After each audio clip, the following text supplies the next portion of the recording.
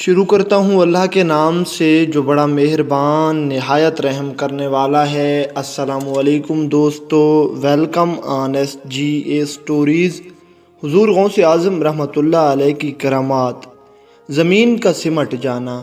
شیخ ابو الحسن طنطنہ بغدادی بیان کرتے ہیں کہ میں حضرت شیخ عبد القادر جیلانی رحمۃ اللہ علیہ کے پاس ایک کام کے لیے قیام پذیر تھا۔ رات کو اکثر بیدار رہتا تاکہ آپ کی خدمت بجا لاؤں۔ حضرت شیخ ایک رات تنہا گھر سے باہر نکلے۔ میں نے آپ کو وضو کے لیے پانی دیا۔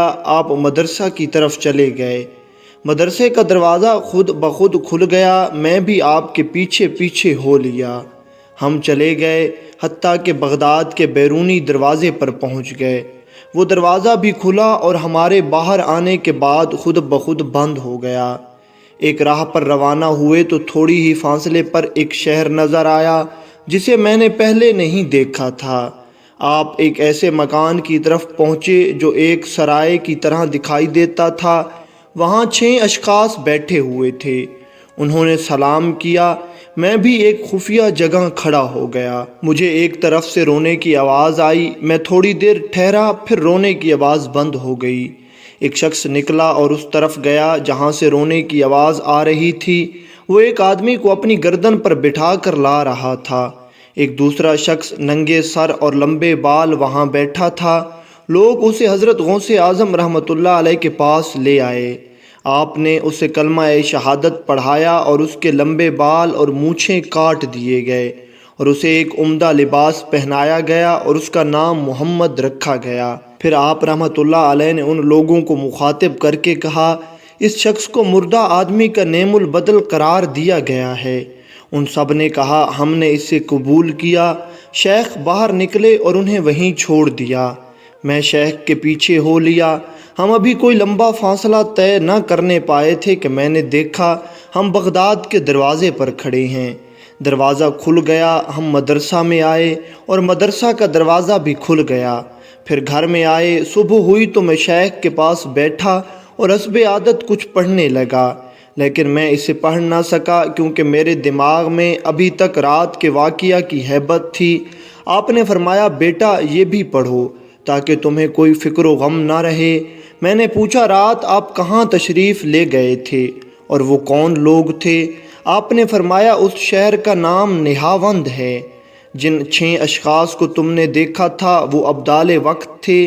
یہ آدمی جسے تم نے دیکھا تھا وہ 7واں تھا اور وہ فوت ہو گیا، اور جو شخص دوسرے کو اٹھایا تھا وہ حضرت ابو العباس خضر علیہ السلام تھے تاکہ ان کا متولی بن سکے، اور جس شخص کو میں نے کلمہ پڑھایا تھا وہ قسطنطنیہ کا رہنے والا نصرانی تھا، اور مجھے حکم ہوا تھا کہ وہ اسلام قبول کرنے کے بعد تائب ہو گیا، اسے ابدال وقت مقرر کر دیا جائے۔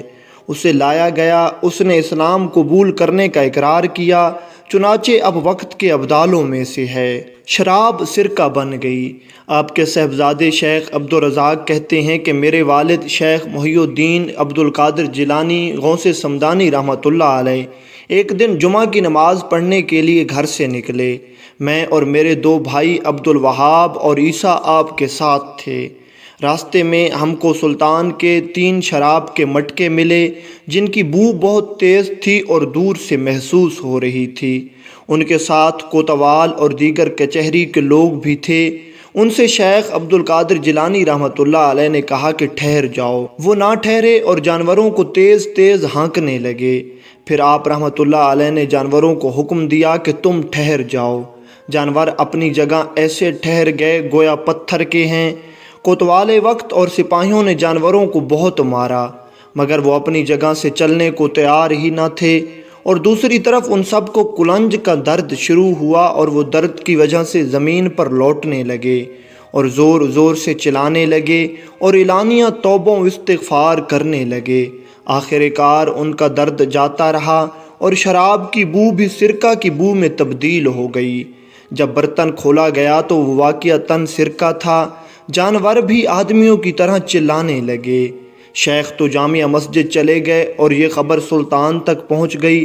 وہ ڈر کے مارے رونے لگا اور بہت سے محرمات سے خائف ہوا۔ شیخ بقا بن بطور رحمۃ اللہ علیہ نے یہ واقعہ بیان کیا ہے کہ ایک شخص ایک نوجوان کو حضرت شیخ عبد القادر رضی اللہ تعالیٰ عنہ کی خدمت میں لایا اور کہنے لگا آپ اس نوجوان کے لیے دعا فرمائیں، خدا کی قسم یہ میرا بیٹا ہے۔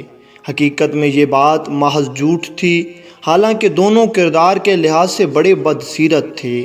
حضرت شیخ عبد القادر جیلانی رحمۃ اللہ علیہ غضبناک ہو گئے اور فرمانے لگے، اب تو نوبت یہاں تک پہنچ گئی ہے کہ آپ لوگ میرے سامنے جھوٹ بولنے سے بھی نہیں شرماتے۔ معاشرے کی یہ حالت دیکھ کر آپ بڑے دلگیر ہوئے اور غصے کے عالم میں گھر آ گئے۔ ان دو بد کردار آدمیوں کے گھروں میں آگ کے شعلے بھڑک اٹھے، حتیٰ کہ یہ شعلے پھیلتے گئے اور شہر کے اکثر حصوں کو اپنی لپیٹ میں لے لیا۔ مجھے یوں معلوم ہو رہا تھا کہ بغداد پر خدا کے عذاب کی علامات ظاہر ہو رہی ہیں اور بادل کے ٹکڑوں کی صورت میں آگ برس رہی تھی۔ چنانچہ میں سراسیمگی کی حالت میں حضرت شیخ کے گھر آیا، دیکھا کہ آپ ابھی غضبناک ہیں۔ میں آپ کے پاس بیٹھ گیا اور دل چاہتا تھا کہ آپ سے استدعا کروں کہ حضرت اب مخلوق خدا پر رحم فرمائیے۔ بہت کچھ ہو گیا، میری التجا کو آپ رحمۃ اللہ علیہ نے بھانپ لیا اور آپ رحمۃ اللہ علیہ کا غصہ بھی ٹھنڈا ہو گیا اور وہ آگ بھی سرد ہو گئی۔ کتاب کے مضامین بدل ڈالے۔ شیخ ابو المظفر منفور ابن مبارک واسطی نے روایت کی ہے کہ میں اپنی جوانی کے زمانے میں حضرت شیخ عبد القادر جیلانی رحمۃ اللہ علیہ کی خدمت میں حاضر ہوا۔ میرے پاس چند کتابیں ایسی تھیں جن میں یونانی فلسفہ اور روحانیت بھری پڑی تھی۔ مجھے اہل مجلس میں سے ایک شخص نے کہا کہ جب حضرت آپ کے علوم یا کتابوں کے متعلق پوچھیں تو یہ کتابیں لے کر گھر آ جانا۔ جب مجھ سے پوچھا گیا تو میں اٹھا تاکہ گھر آ جاؤں اور ان کتابوں کو گھر میں پھینک دوں تاکہ شیخ ناراض نہ ہوں کہ میں کیا پڑھتا رہتا ہوں، لیکن میرا دل چونکہ فلسفہ سے دلچسپی رکھتا تھا، میں ان علوم اور ان کتابوں کو ضائع کرنے کو تیار نہ تھا، اور بہت سے مسائل تو مجھے ازبر ہو گئے تھے۔ میں اپنے ارادے سے اٹھا ہی تھا کہ شیخ نے میری طرف دیکھا، میں اٹھ نہ سکا۔ میری حالت اس شخص کی سی تھی جسے قید کر لیا گیا ہو اور اس کے پاؤں باندھ دیے گئے ہوں۔ آپ نے مجھے فرمایا اپنی کتاب مجھے دے دو۔ جب میں نے اس کتاب کو کھولا تو مجھے صرف سفید کاغذوں کا دفتر نظر آنے لگا، تمام حروف مٹ چکے تھے۔ میں نے کتاب آپ کے ہاتھ میں پکڑا دی، آپ نے ایک ایک صفحہ دیکھا اور فرمایا یہ تو قرآن پاک کے فضائل ہیں جسے محمد بن زریس نے لکھا ہے۔ میں نے کتاب لی تو واقعتاً وہ کتاب فضائل قرآن پر تھی جو بڑے خوشخط انداز میں تحریر تھی۔ مجھے فلسفے کی ساری چیزیں جو یاد تھیں بھول گئیں اور مسائل فلسفہ اور احکام روحانیت میرے سینے سے مٹ گئے۔ ان میں سے ایک مسئلہ بھی آج تک میرے حافظے میں نہیں آ سکا۔ صبر و استقامت۔ حضور غوث پاک رحمۃ اللہ علیہ کی پوری زندگی صبر و استقامت سے عبارت ہے۔ خصوصاً آپ کے تعلیمی ادوار بڑے صبر آزما تھے۔ طالب علم کے سلسلے میں بیشتر اوقات بھوکے رہنا پڑتا، پھر بھی پائے استقلال میں لغزش نہ آتی۔ آپ بڑی ہی متانت اور سنجیدگی کے ساتھ حصول علم میں مشغول رہتے اور ریاضت و مجاہدہ میں بھی کمی نہ آنے دیتے۔ درج ذیل واقعہ ملاحظہ فرمائیے جس میں حضرت غوث کا صبر، بلندی ہمت اور استقامت عیاں ہوتی ہے۔ ابو بکر تیمی بیان کرتے ہیں کہ حضرت شیخ نے مجھ سے یہ واقعہ بیان کیا کہ قیام بغداد کے دوران مجھ پر ایک ایسا سخت وقت گزرا کہ میں نے چند روز تک کچھ نہیں کھایا، حتیٰ کہ بھوک کی شدت سے ایک دن دریا کے کنارے آیا تاکہ گری پڑی گھاس پھوس سے ہی بھوک کا ازالہ کر لوں، لیکن جس جگہ پہنچا وہاں مجھ سے پہلے کچھ لوگ پہنچے ہوئے تھے۔ میں نے یہ سمجھ کر کہ شاید یہ کوئی درویشوں کی جماعت ہے، لہٰذا ان سے مزاحمت مناسب نہیں سمجھی اور واپس آ گیا۔ اسی کیفیت میں شہر کی ایک مسجد کے اندر پہنچا جو ریحانین کے بازار میں تھی۔ اس وقت میں بھوک سے نڈھال تھا اور دستے سوال دراز کرنا بھی محال تھا، قریب تھا کہ میری موت ہو جائے۔ اس وقت ایک اجمی نوجوان روٹی اور بھنا ہوا گوشت لے کر مسجد میں داخل ہوا اور کھانے بیٹھ گیا۔ اس کو دیکھ کر بھوک کی شدت سے میرا منہ بار بار کھل جاتا تھا، حتیٰ کہ میں نے خود کو ملامت کر کے کہا کہ یہ کیا حرکت ہے، رب العالمین میرے حال سے واقف ہے اور زیادہ سے زیادہ موت ہی تو واقع ہو سکتی ہے۔ یکا یک نوجوان میری طرف متوجہ ہو کر کہنے لگا، آئیے بسم اللہ کیجئے، لیکن میں نے انکار کر دیا۔ پھر جب اس نے بہت اصرار کیا تو مجبوراً کھانے میں شریک ہو گیا۔ اس نوجوان نے پوچھا آپ کا کیا مشغلہ ہے؟ میں نے کہا کہ علم فقہ حاصل کرتا ہوں۔ جب میں نے اس شخص کے بارے میں معلوم کیا تو اس نے بتایا کہ میں جیلان کا باشندہ ہوں اور عبد القادر کی تلاش میں آیا ہوں۔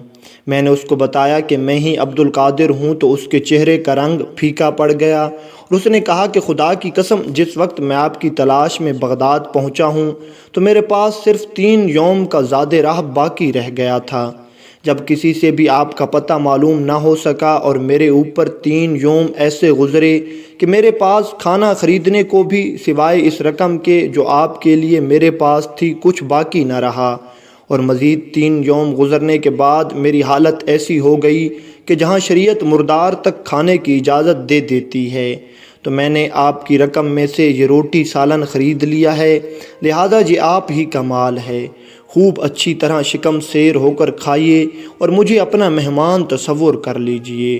اور جب میں نے اس سے پوچھا کہ تم یہ کیا کہہ رہے ہو، اس نے جواب دیا کہ آپ کی والدہ نے میرے ذریعے 8 دینار بھجوائے تھے، جس سے میں نے یہ روٹی سالن خرید لیا، اور اس خیانت کے لیے آپ سے معذرت خواہ ہوں۔ حضرت عبداللہ سلمی رحمۃ اللہ علیہ بیان کرتے ہیں کہ حضرت شیخ نے مجھے اپنا ایک واقعہ اس طرح سنایا کہ جس وقت میں شہر کے ایک محلہ قطبیہ شرقی میں مقیم تھا تو میرے اوپر چند یوم ایسے گزرے کہ نہ تو میرے پاس کھانے کو کوئی چیز تھی اور نہ کچھ خریدنے کی استطاعت۔ اسی حالت میں ایک شخص اچانک میرے ہاتھ میں کاغذ کی بندھی ہوئی پڑیا دے کر چل دیا۔ جب میں نے وہ پڑیا کھولی تو اس کے اندر کچھ رقم موجود تھی۔ میں نے اس رقم سے حلوہ پراٹھا خریدا اور مسجد میں پہنچ گیا اور قبلہ رو ہو کر اس فکر میں غرق ہو گیا کہ اس کو کھاؤں یا نہ کھاؤں۔ اسی حالت میں مسجد کی دیوار میں رکھے ہوئے کاغذ پر میری نظر پڑی تو میں نے اٹھ کر اس کو پڑھا۔ اس میں یہ تحریر تھا: ہم نے کمزور مومنین کے لیے رزق کی خواہش پیدا کی تاکہ وہ بندگی کے لیے اس کے ذریعے قوت حاصل کر سکیں۔ یہ دیکھ کر میں نے اپنا رومال اٹھایا اور کھانا وہیں چھوڑ کر 2 رکعت نماز ادا کر کے مسجد سے نکل آیا۔ حضور غوث اعظم رحمۃ اللہ علیہ کی دستگیری حضرت غوث پاک کا ایک امتیازی وصف ہے۔ آپ کے اس وصف سے بیشتر بندگان خدا فیض یاب ہوئے ہیں۔ حضرت محدث دہلوی رقم تراز ہیں۔ مشائخ میں سے اکثر حضرات نے یہ روایت بیان کی ہے کہ ہم ایک دن جناب غوث پاک رحمۃ اللہ علیہ کی اس مجلس میں بیٹھے تھے جس میں آپ نے فرمایا: تم میں سے جو شخص کچھ مانگنا چاہے مانگ لے۔ شیخ ابو المسعود احمد بن حریمی اٹھے اور عرض کی: میں ترک و تدبیر اختیار کرنا چاہتا ہوں۔ شیخ محمد بن قائد نے کہا: مجھے مجاہدہ پر قوت چاہیے۔ شیخ ابو القاسم عمر بازار نے کہا: مجھے اللہ کا خوف عطا ہونا چاہیے۔ شیخ ابو محمد حسن فارسی نے کہا: مجھے خدا کے ساتھ صاحب حال بنا دیجیے، چونکہ اس نعمت سے محروم ہو گیا ہوں۔ مجھے یہ چیز ملنی چاہیے، بلکہ اس سے بھی زیادہ ہو۔ شیخ جمیل ابو یوسف صاحب خطوہ نے عرض کیا: مجھے حفظ وقت کی ضرورت ہے۔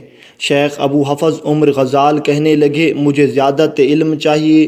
شیخ جلیل سرسری نے عرض کیا: میں چاہتا ہوں اس وقت تک مجھے موت نہ آئے جب تک مقام قطبیت پر نہ پہنچ جاؤں۔ شیخ ابو البرکات ہما نے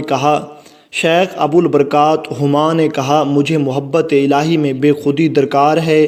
شیخ ابو الفتوح نصر بغدادی نے کہا: مجھے قرآن و حدیث کا حفظ کرا دیں۔